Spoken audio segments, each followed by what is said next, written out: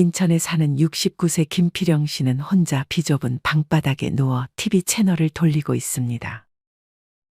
하지만 평소 즐겨보던 드라마나 예능 프로그램도 요새는 눈에 잘 들어오지 않았습니다. 김 씨는 냉기로 가득한 방에서 이불로 몸을 둘둘 감은 채 잠을 청하려 눈을 감았습니다. 그 상태로 몇 시간이 지나 눈을 뜬 김 씨는 얼굴 한쪽에 감각이 없어졌음을 느꼈습니다.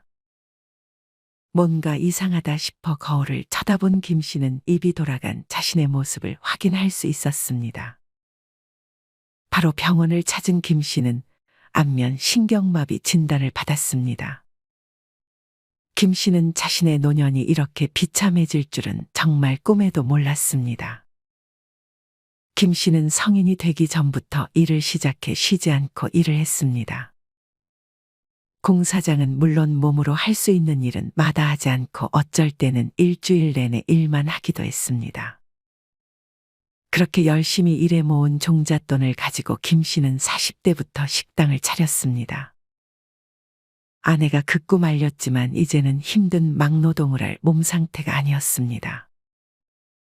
하지만 식당은 김 씨의 생각처럼 잘 되지 않았습니다.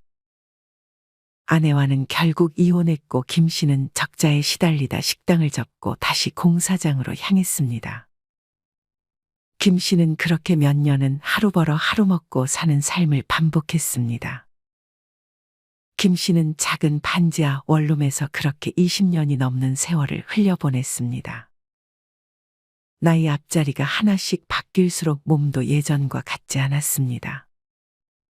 그렇게 시간이 흐른 현재 한 번도 겪어보지 못한 안면마비, 입이 돌아간 자신을 거울로 보고 있자니 헛웃음만 나왔습니다. 마치 이제부터 노년의 고통이 시작될 것이라는 신호탄인 듯했습니다. 김 씨는 그래도 아직 2달이 멀쩡했지만 이젠 그 어떤 인력 사무소에서도 70 가까운 김 씨에게 일을 주려고 하지 않았습니다. 그나마 원룸 집주인의 도움으로 노동일을 하며 월세도 내고 밥도 굶지 않을 수 있었는데 올해부터는 이제 벌이가 하나도 없었습니다.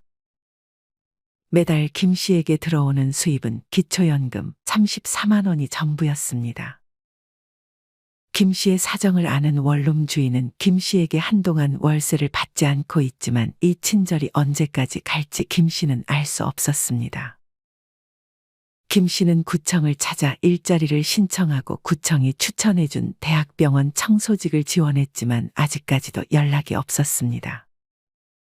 김 씨는 그동안 외면했던 통장 잔고를 확인했습니다. 김 씨의 눈에는 7자리 숫자가 보였고 맨 앞자리는 1이었습니다. 김 씨는 100만 원 남짓한 돈이 남아있었고 이걸로 길어야 3개월 정도 버틸 수 있겠구나 생각했습니다. 김 씨는 한숨을 내쉬고 밖으로 나왔습니다. 김 씨는 어디 돈 나올 구멍이 없나, 땅에 500원 떨어진 거 없나 기대하며 이제는 걸을 때 항상 바닥을 쳐다보며 걸었습니다. 김 씨는 다름날 토요일 아침부터 그렇게 돌아다니다 어느 한 노인에게서 근처 교회로 가면 현금 5천 원을 받을 수 있다는 말을 들었습니다. 노인은 자기를 따라오라며 김 씨를 리드했고 김 씨는 반신반의하면서도 생전 가본 적 한 번 없는 교회로 향했습니다. 시간은 오전 9시 30분쯤이었고 그 교회 앞에는 무려 50m가 넘는 줄이 늘어서 있었습니다. 이 정도면 우리도 받을 수 있겠네. 노인은 김 씨를 안심시켰습니다. 이 교회에서는 매주 토요일마다 예배에 참석한 65세 이상 노인 500명에게 선착순으로 현금 5천 원을 주고 있는 것 같았습니다. 이 소문이 퍼지자 근처의 김 씨와 비슷한 처지의 사람들은 토요일만 되면 이른 새벽부터 나와 줄을 섰습니다. 김 씨는 오른쪽 옆자리 노인에게 말을 걸었습니다. 들어보니 이 80대 노인은 오전 7시에 나와 경기 군포역에서 무료 지하철을 타고 수차례 환승을 거쳐 8시 30분에 교회에 도착했고 여기 모인 사람들 중에는 충남 아산과 경기 포천에서 오는 사람도 있다고 했습니다. 평소엔 김치에 밥만 먹는데 이거 받은 날에는 따끈한 국밥이나 국수 한 그릇 먹을 수 있어서 좋아. 김 씨는 그 말을 듣고 왠지 씁쓸했습니다. 김 씨는 이번엔 왼쪽 옆자리 할머니에게도 말을 걸었습니다. 80세 정도 된 이 할머니는 인천 지하철 1호선 작전역에서 내려 교회까지 1.4km나 걸어왔다고 했는데 아직도 숨이 찼는지 숨을 헐떡이고 있었습니다. 이 할머니는 이렇게 모은 돈으로 맛있는 거 사 먹지 않고 꼬박꼬박 모아놓고 있다고 했습니다. 자식한테 손을 벌리지 않으려는 할머니의 의지가 느껴졌습니다. 김 씨는 이후 매주 토요일마다 교회로 향했습니다. 하루는 늦잠을 자 뒤늦게 교회를 갔는데 이미 정원이 차 있어 김 씨는 다시 집으로 돌아가야 했습니다. 저기 부천에 있는 교회로 가보시오. 거기 가면 짜장면이라도 먹을 수 있을 거요. 빈손으로 돌아가려는 김 씨를 안쓰럽게 바라보던 어느 한 노인이 김 씨에게 부천에서 토요일 점심이면 짜장면을 공짜로 주는 교회가 있으니 그곳에 가보라고 했습니다. 어차피 할 일도 없었던 김 씨는 다시 지하철을 타고 부천으로 향했습니다. 다행히 김 씨가 들어갈 자리가 있었습니다. 시간은 낮 12시를 가리키고 있었습니다. 처음 왔어요? 이 집 짜장면이 기가 막혀요. 어느 한 노인이 김 씨에게 말을 걸었습니다. 김 씨는 짜장면 냄새를 맡자 군침이 돌았습니다. 김 씨는 그렇게 허겁지겁 짜장면을 먹었습니다. 김 씨는 그렇게 배를 채우고 지하철을 탔지만 배가 부르니 이제는 걱정이 앞섰습니다. 이런 고민을 하는 것은 김 씨뿐만이 아니었습니다. 대구에 사는 73세 이명순 할머니는 근처의 이웃 할머니들과 같이 일요일만 되면 예배당을 찾아다니고 있었습니다. 임 씨는 한 곳만 방문하는 것이 아니라 여러 예배당을 방문했습니다. 여러 예배당에 방문하려 이른 시간부터 임 씨는 외출 준비를 해 밖으로 나섰습니다. 일요일은 임 씨에게 가장 바쁜 날이었습니다. 이날도 예배당 6곳을 돌아다녀야 했기에 임 씨 할머니를 포함한 할머니들은 부지런히 움직였습니다.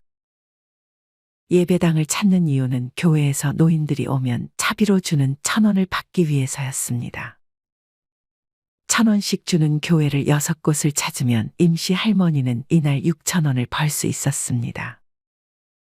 임 씨 할머니는 컨디션이 좋은 날이면 6곳을 모두 돌아 6,000원을 벌지만 몸이 좀 안 좋으면 4,000원, 5,000원 정도만 벌고 만족해야 했습니다. 임 씨 할머니는 옛날엔 2,000원을 줬다며 지금은 사람이 많아져 1,000원씩만 주는 것이 불만이기도 했습니다. 그래도 이렇게 돈을 받을 수 있다는 것에 이내 감사했습니다. 그냥 예배당에 가서 가만히 앉아 있기만 하면 1,000원을 주고 어떤 곳은 공짜로 밥까지 주니 임 씨는 예수 믿는 사람들은 그래도 좋은 사람들이라고 생각했습니다.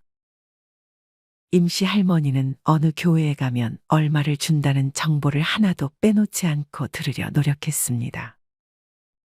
하지만 언제 또 교회에서 주는 돈을 줄여버릴지 아니면 아예 이제는 안 주게 될지 임 씨 할머니는 노심초사할 수밖에 없었습니다. 여러분은 이 일이 그저 남의 일처럼 느껴지시나요? 우리나라의 노인 빈곤율은 39%로 76세 이상은 2명 중 1명꼴로 빈곤에 처해 있다고 합니다. 연금만으론 생활이 어려워 다시 일터로 향하지만 일자리가 마치 바늘 구멍과도 같아서 살고 싶지 않다는 절규의 목소리가 많이 나오고 있습니다.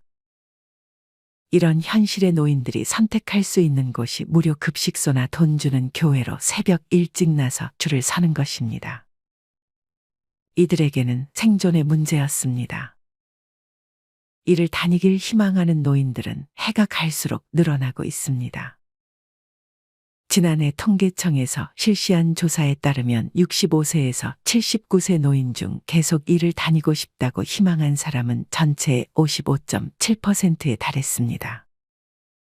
계속 일하고 싶은 이유로는 생활비에 보탬이 돼서 돈이 필요해서라는 응답이 52.2%로 과반수를 차지했습니다. 20년째 혼자 사는 85세 정길순 할머니는 폭설이 내리는 날에도 밭에 나가 시금치를 캐야 했습니다. 할머니는 공공 일자리 사업을 통해 일자리를 구했는데 허리가 아파도 먹고 살려면 안 할 수가 없어 아픈 몸을 이끌고 나가야 했습니다. 하지만 일을 구하지 못하거나 아파서 일할 엄두를 내지 못하는 분들이 보시기에는 정씨 할머니가 마냥 부럽기만 할 것입니다. 이렇듯 지금부터 준비를 하지 않으면 암울한 미래가 우리를 기다리게 될지 모릅니다.